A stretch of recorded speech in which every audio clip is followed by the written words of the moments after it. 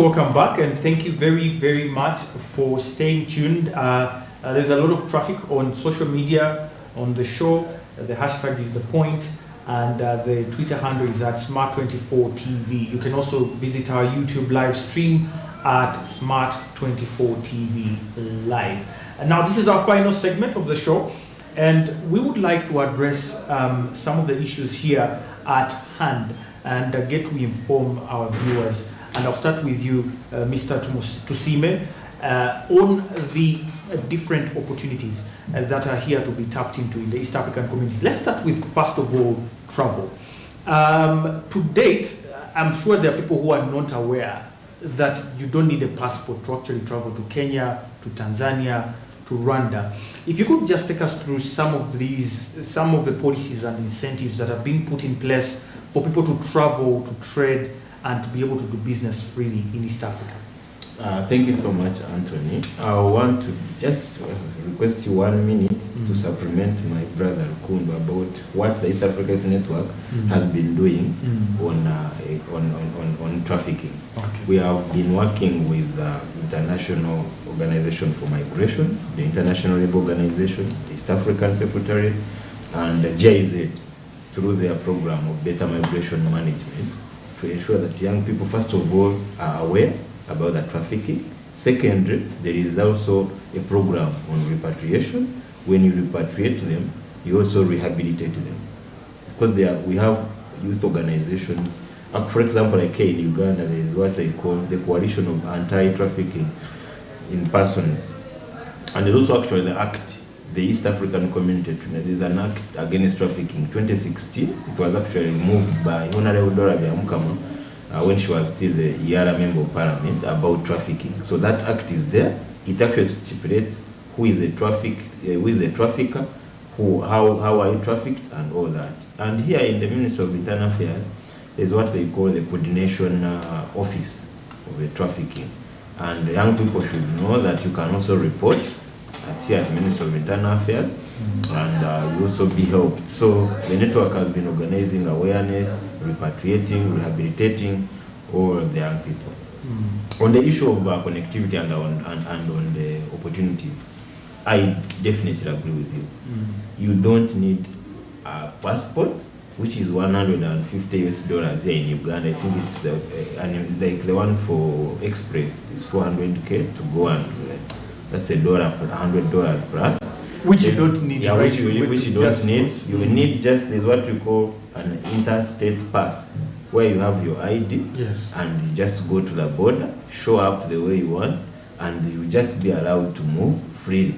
Go, do business, and there's also... How long is that? Is it still the 30 days visa? Because I traveled now it's actually, you can get 3 months, 3 months to 6 months. Wow. Yes. That's and some countries are not giving, you don't need even a permit to go and work there. You can marry anywhere, stay anywhere in the EAC. Okay, yes, that's the social integration, and it's very common in the EAC. Which countries are those in particular? I think Uganda and Rwanda, we are actually more embracing. I realized Uganda is the most liberal East African country. Yes. I've personally been able to get a chance to travel to Rwanda and Kenya. But when you're going to these countries, you spend about 4 hours in the line to the other side. But when you're coming back to Uganda, trust me, 30 minutes is a lot. And that's how easy it is to really get in. We must give it to this government that they have really promoted integration. True. Because, for example, even all the commissions, when the EAC collapsed, all the commissions of the EAC in Uganda remained. We used to have the East African Airways, which was in Kenya, and when it collapsed, of course, unfortunately, our brothers in Kenya took the planes and everything. But you have seen the East African Development Bank here, you've seen the civil society, the civil aviation, Kasoa in Entebbe, the University of East Africa is also here. So Uganda has been at the forefront of integration, and they are pushing. Going back to travel, there is an inter-EAC COMESA travel document that young people need to know. It is given by Minister of Internal Affairs at Port Bell in Rosira. It is just, I may not say just, but it is 40,000, because it may be hard for a young person to get 40,000. But it is better, you get it in 20 minutes. 20 minutes. You can At travel 40,000. at 40,000. You can travel to as far as Libya. All members of COMESA, the common market of Eastern and Central and Southern Africa. So you can go as far as Addis Ababa. You can go as far as Zimbabwe, Zambia, Seychelles, Malawi, and all the EAC. You travel all through this country without a passport? Without a passport, Wow. without a visa. I didn't know that. You just need to move and you just need to find out of these opportunities. And young people, when you go there, focus on networking. Because first of all, you need to travel to study and get skills. Secondly, network and sell your goods.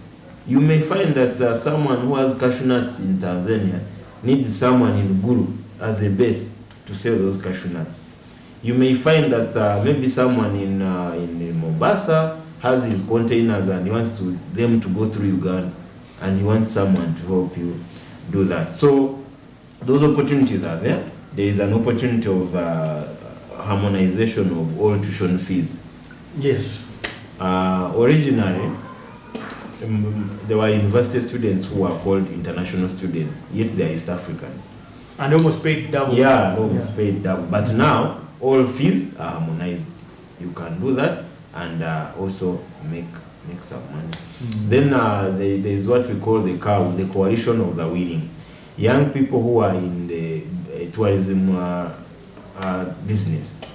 There is a one single visa, tourist visa, between between Kenya, Uganda, and Rwanda, where a tourist can come from maybe Germany or China and enter through Rwanda, and is not going to be charged at Maraba and ends in Kigali and maybe in the Kivu. And now we are also working on ensuring, because we are pushing these youth leaders, we are pushing the East African Community Secretary to ensure that all EAC countries can allow interstate passes. They can allow these visas for tourists to ensure that they promote that.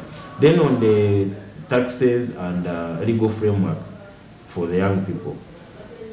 First of all, if you're into tourism, that's a great fear there, yes, because people yes, say, yes, the taxes, I'll take my goods to Kenya. Yes. The taxes, of course, with coming of the signing of the Common Market Protocol and the Customs Union has eased a bit, because we have a common market in the sense that if you have your goods and they come from Mombasa, they can easily pass through Uganda, and they go to your partner to a respective country. And Smart TV now is global. So when we are speaking, we are not only speaking to Ugandans, but other people abroad, because it's on DSTV. So a young person in South Sudan can benefit from this conversation. That you also have the tax exemptions on certain goods, like these people who are trading in sanitary towels, people who are trading, who are like, for example, if you have a company that is dealing in tourism, most of the cars that are going to do tourism-based thing are exempted from taxes. Then also young people are supposed to get free legal aid by the East African Law Society on different borders, specifically on trade, supported by GIZ. And you ask for legal. We have legal clinics.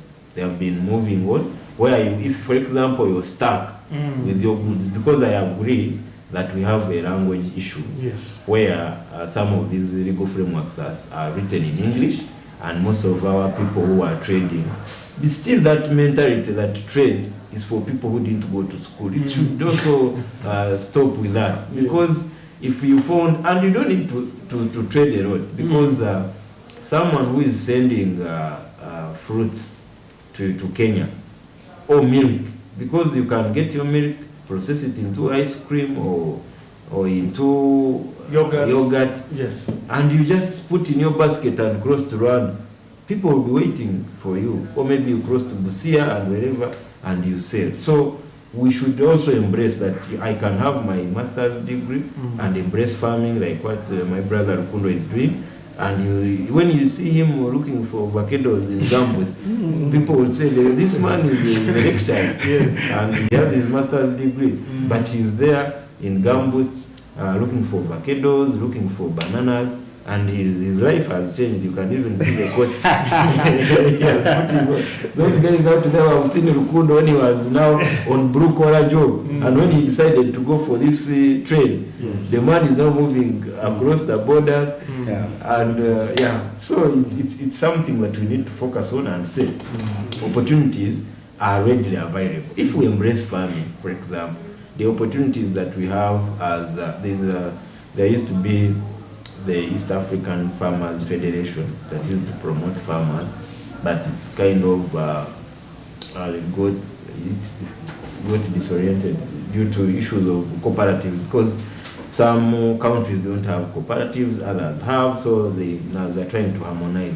But if we embrace that cooperative model, like what the Kenyans are doing, and we say we are East African youth in business, and we are trading with each other, because that's what Indians and Chinese do. If my brother Anthony is selling water, I will make sure that the money remains within us. Circles. Yes. And that's some of these things are just mindset. Yes. There was an opportunity that came with Buy East Africa, Build East Africa. And that one, I think even Uganda had that. That's Bebe from Bubu? Bubu, yeah. So we are the same people, so we can borrow from all the things. Yeah. So you see that idea of Bubu, Buy Uganda, Build Uganda. It's a mindset thing. That there is a fruit from, there's an orange from South Africa, buys an orange from Mbale or Teso here. So if I enter with my shillings, buying an orange, a Teju juice from Teso, rather than buying Daima juice from Kenya, you have or from South Africa, you're adding money to our farmer in Teso. But of course, some people will say good coffee is from America. Yes. Yet it came. The coffee seeds came from maybe from Mbale, and went to and the young people have maybe for Kigezi coffee or whatever, and so that's something that we need to focus on. Then another opportunity is on the industrialization model that the partner states have taken. If you look at here, I think we have the Uganda Investment Authority, and I think those people are doing well. The team, Morrison Wakakamba and Honore Wanite and the team, they have tried to ensure that they have the zoning and giving young people land where they can now have their what and their factories. Because there is money, for example, in Diamond Trust Bank. That some young people can come and ask for that money. Of course, with the challenges surrounding our documentation and what, something that we need also to focus on. I think Rukundo with the Ugandan chapter, they can follow and see how to ease the documentation process. But what I know is that the Uganda Investment Authority can recommend a young person to go and get some funding and also get land to set up. And these are not bigger factories. I will give you a live example. When Kenya banned polythene papers and Rwanda banned polythene papers because of environmental issues, young people in Uganda came up with the idea of packaging, just using envelopes. You know, these used newspapers. Someone comes with his stapling machine in his garage or whatever, with of course good manufacturing practices, because UNBS can also help you. So they come up with better standard operating procedures and make those envelopes. And they were being exported to Kenya. Actually, I saw some young people doing that in 2016. And let me tell you, the guys who started that business of making envelopes, people were laughing at them. But chapatis, you know, this informal sector has a lot of money. If you want to be rich, just go to school, I normally tell my friends, I tell them, don't see me putting on a suit and I think I have money. The young people who are in Ichukubo, in gumboots, and they are there. They are the people with money, and that's where the economy is. Mr. Jack, our time is fast. Yeah, so I'm sorry, but I wanted to conclude with that innovation has made people make money, and that is now an opportunity. We cannot look at bigger things, but solving a community problem can make you a tycoon just within no minute. Thank you so much, Mr. Tusime. I wish we had the whole day. The opportunities are come back. I guess we need to talk to the management. Yeah. Always come and use this show as an awareness show, because the feedback is immense online. Yes, I've seen that as well. Yes, I would like to conclude with you, Mr. Rukundo, on some of the programs in just a few 1 or 2 minutes.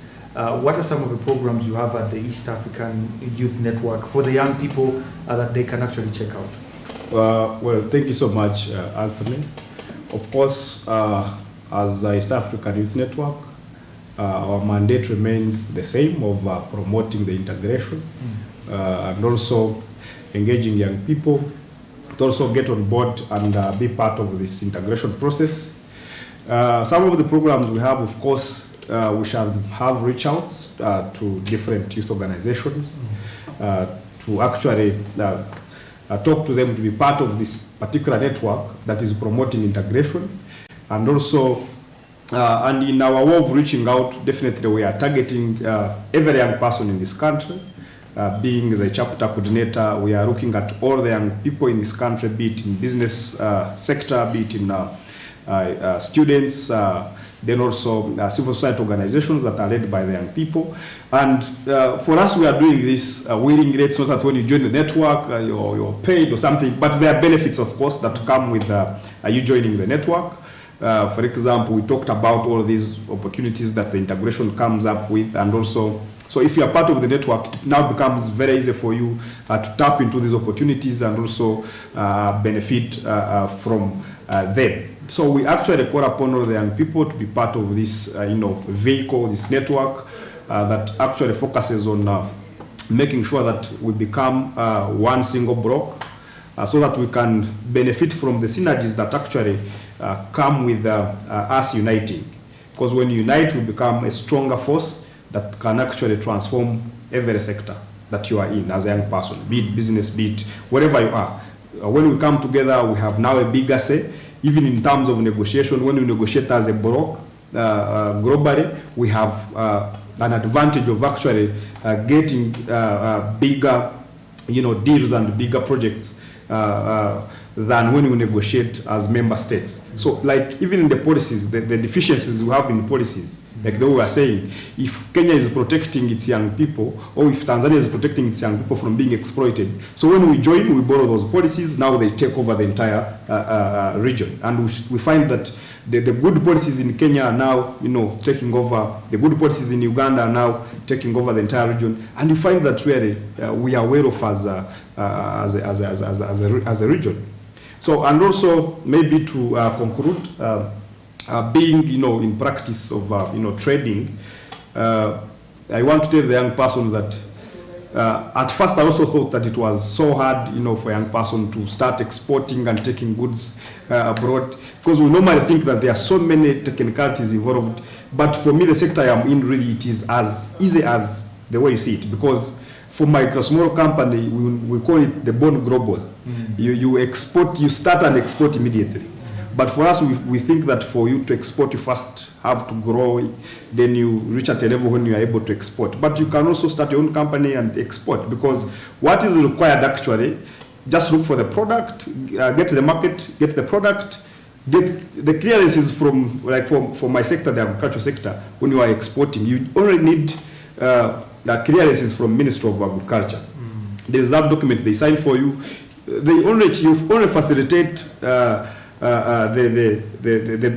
official from the ministry to sign that document, so that you can be able to have your consignment allowed to go. There are no any other tax that is paid in customs or something for you to transport your goods to Kenya or to Dubai or anything else. So it is as easy as that, and I call upon young people to participate in these things and also get on board, so that we can also help each other to actually come out of this the situation that we are in. Well, thank you so much, gentlemen. Wish you could go further. The conversation was really, really wonderful. I've been talking to Mr. Rukundo Paul and Mr. Jack Tusime from the East African Youth Network, and we have discussed East African integration and the opportunities. Now you know you don't need a passport actually to go to Libya, to go to Ethiopia and Kenya and Tanzania and actually do trade, and you can do this at the cheapest cost imaginable for you.